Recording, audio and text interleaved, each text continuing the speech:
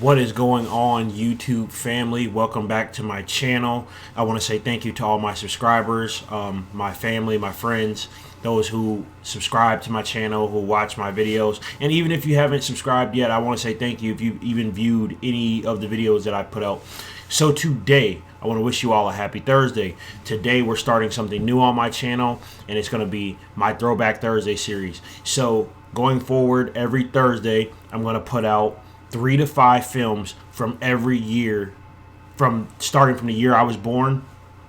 So today, Thursday, we're going to be talking about my top 3 films for 1993. I was born in 1993. So this will vary. Sometimes it'll be my top 3. Sometimes it'll be my top 5.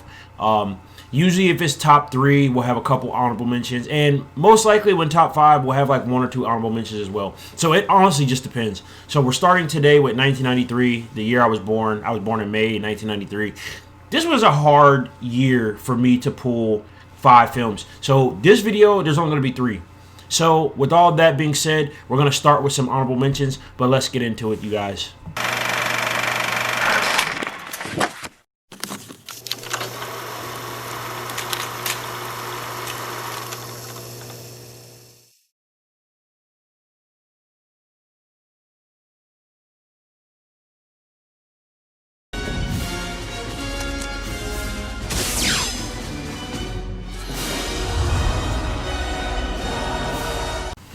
So my first honorable mention is Batman Mask of the Phantasm. If you've never seen Batman Mask of the Phantasm, let me explain it this way. This film takes place within the continuity of Batman the Animated Series, released in 1992. Batman Mask of the Phantasm was released in 1993, so about a year after the animated series started airing on television. And what I love about this film, I can't remember if it was rated, I'm pretty sure it was rated PG, but it feels almost as good as any PG-13 Batman movie. As a matter of fact, I've seen a lot of people on YouTube rank this as one of their best Batman films of all time. You have Kevin Conroy, who portrays Batman in this film. He reprised the role from Batman the Animated Series. Like I said, this takes place within the continuity of the animated series, and most people know Kevin Conroy is one of the more prolific voice actors of Batman. One of the most prolific voice actors of all time. He does the voice of Batman in the Batman Arkham games, some of the animated movies that don't take place in the DC Animated Universe TV franchise.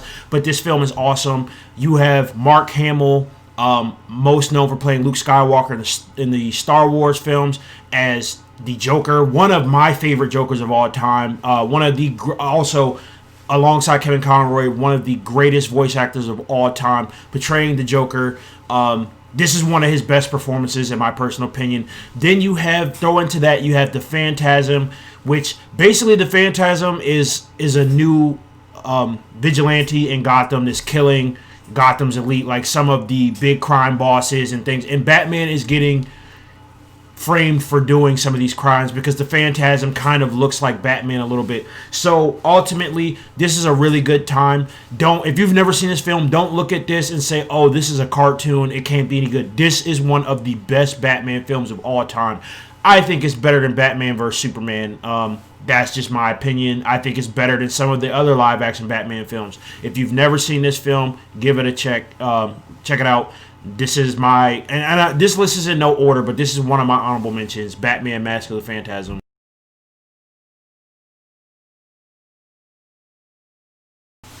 So my only other honorable mention on this list, I'm only going to have 2, is Menace to Society, which stars Tyron Turner, Jada Pinkett, Lorenz Tate, and Samuel L. Jackson. This is a really good film. I didn't put clips in this like I did with the Batman Mask of the Phantasm, just for the fact that this one is pretty violent, and I couldn't figure out which clips to put in that were more appropriate, not necessarily like all the way out there. This is a really good film. This is one of my favorite hood films of all time.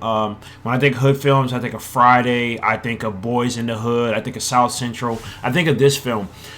At its core, this film is basically a story about a young man who grew up in the hood, who grew up in a violent territory, grew up around gangs and drugs. His father was I think, crack dealer, drug dealer. And ultimately, it deals with the consequences, just like Boys in the Hood. It deals with the consequences of the environment you grow up in. This is a really good film. Like I said, it's violent. There's a lot of drugs, a lot of murders and stuff like that. But it's at its core, like, this is what a lot of people deal with every day, growing up in South Central, growing up in dangerous areas. But at its core, this is a really good film. It touches on just dramas of everyday struggle of just trying to survive your surroundings when you grow up in a very dangerous neighborhood.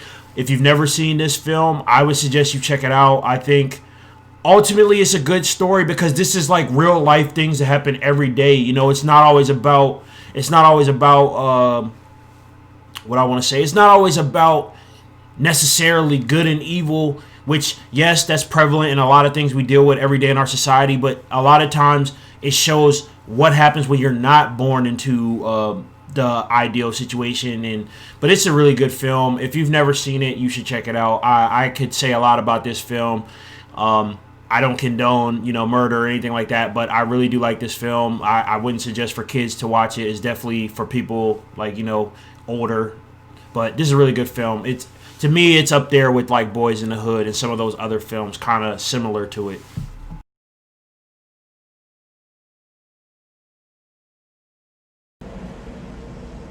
Hey, you kind of quiet, huh?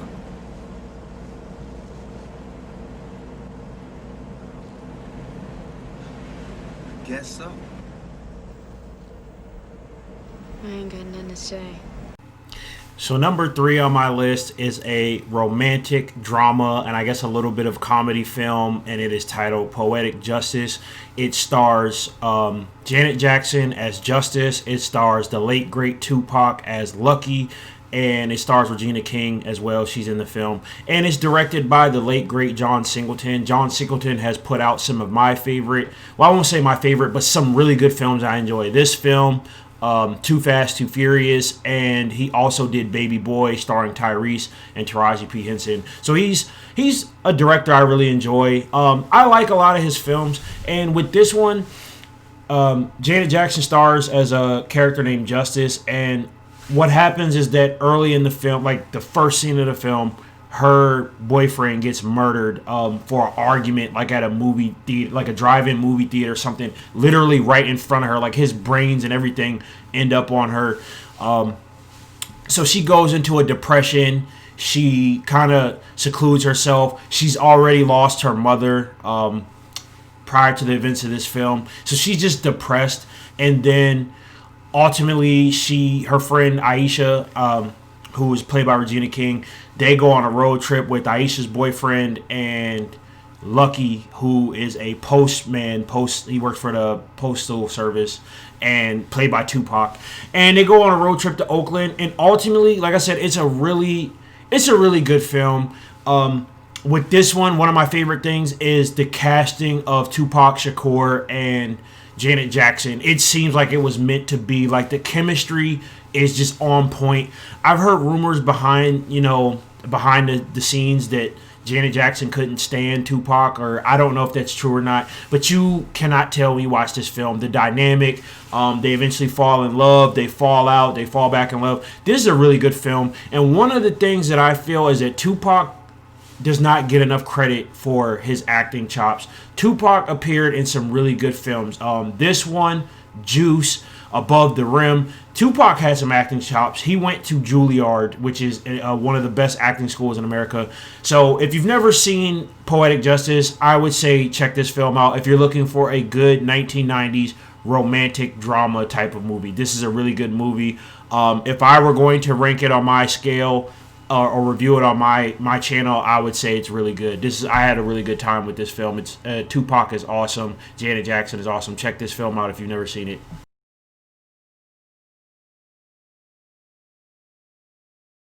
My dear Dr. Sattler, welcome to Jurassic Park.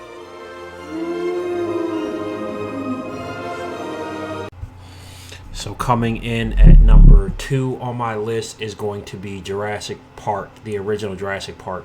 Now, I dig this film. This is one of my favorite film franchises of all time.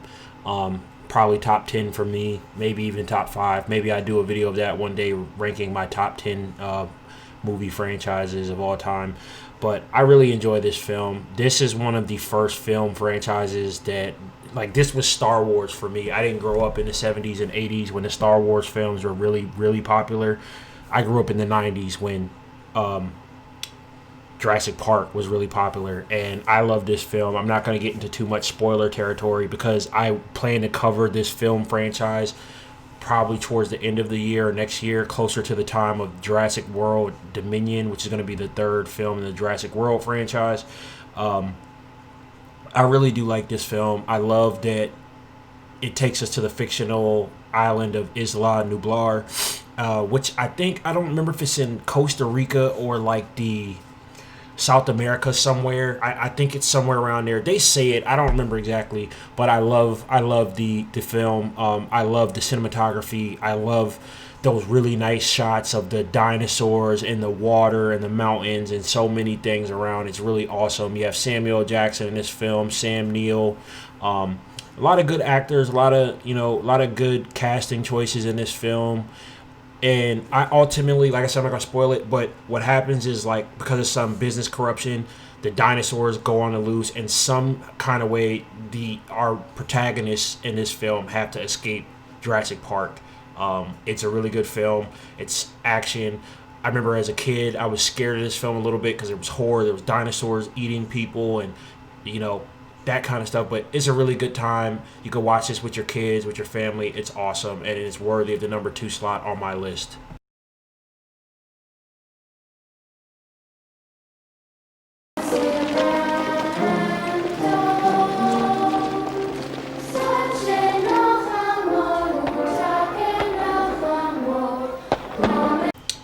And coming in at the top spot on my list of 1993 films, my personal list, like I said, this isn't the best list, this is just my list, is going to be Schindler's List.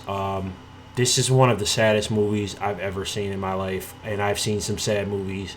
The Pianist, Titanic, I can't really think right now, but those are some of the saddest movies I've ever seen in my life. The Diary of Anne Frank. There are so many movies that I've seen that are so sad, but this one really, I won't say it's the saddest film I've ever seen, but it's really sad. It takes place during the Holocaust, and ultimately what this film is about I don't know if he's a business owner, I guess you could say he's a business owner, Oskar Schindler. This is based on a true story. This really happened. He basically saved the lives of like 1,000+ Jews who worked for him. So what he was able to do, I think he owned the factory or something like that. He was able to secure a lot of Jewish people jobs working for him, and he was able to shelter them from some of the horrors of the Holocaust. And like I said, it has its really sad moments. Steven Spielberg once again does a good job of directing a film and bringing a film to life, and this film is just it's one of those films that it'll bring you to tears just because it's so hard to see and understand.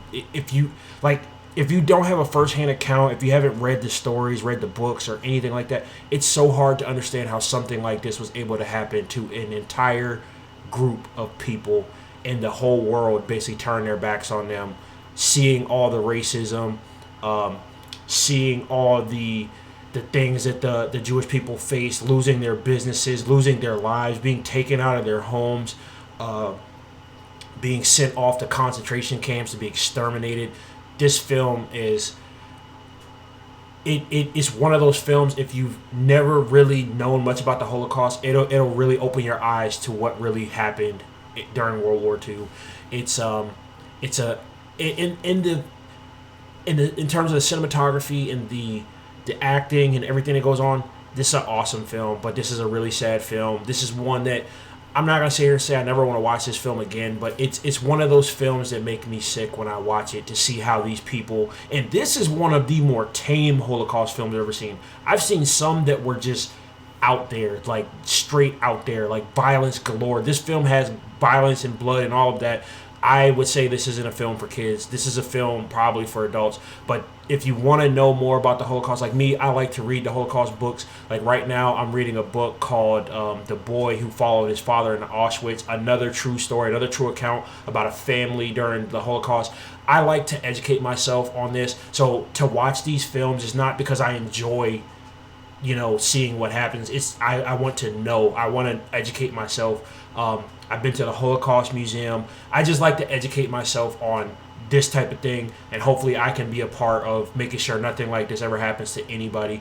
But Steven Spielberg does a good job with this. Liam Neeson is awesome in this film. This is one of my favorite Liam Neeson films. I know he's known for like his action films and stuff, in the 2000s and 2010s, but this is one of his better acted films in my opinion. And to see the transformation of his Oscar Schindler, to start at the beginning of the film where he's really not so noble, but then to ultimately see him transform, because there's like literally he starts to see the atrocities and the horrors that are coming to life in his country due to the Nazis, and he starts to realize like I have to do something to help these people the best way I can. So it's an awesome film, and at its core it's just about humanity and taking care of one another, looking out for one another, helping where you can. I really enjoy this film, and that's why it takes the #1 slot on my list. So again, this was not the best films of 1993. This was just an idea I came up with to do my favorite 3 to 5 films of every year I've been born. I was born in 1993, so this film started in 1993. Next week we'll do 1994, and hopefully by the time I get through this list, we'll be more than like halfway or 3/4 of the way through 2021, and I can put some 2021 films on here. So what did you think about my list? Did you like it? Are any of your favorite films of all time or of 1983 on this list? What do you think about my list? If you disagree, comment in the comment section below and let me know your top 3 to 5 list of films from 1993. Let's have a friendly discussion about it. Let's talk movies. I hope you guys consider hitting that like, subscribe button, sharing this video, and becoming a part of my YouTube family. So I'll catch you guys tomorrow when I talk about Friday the 13th Part 5, A New Beginning, and I'll catch you guys on Monday when we get back into the Marvel Movie Monday franchise. So I'll catch you guys, the Marvel Cinematic Universe, but Marvel Movie Mondays on my YouTube channel. So I'll catch you guys next week. I'll catch you guys tomorrow, and I hope you guys had a good time with this, and I'll catch you in the next video.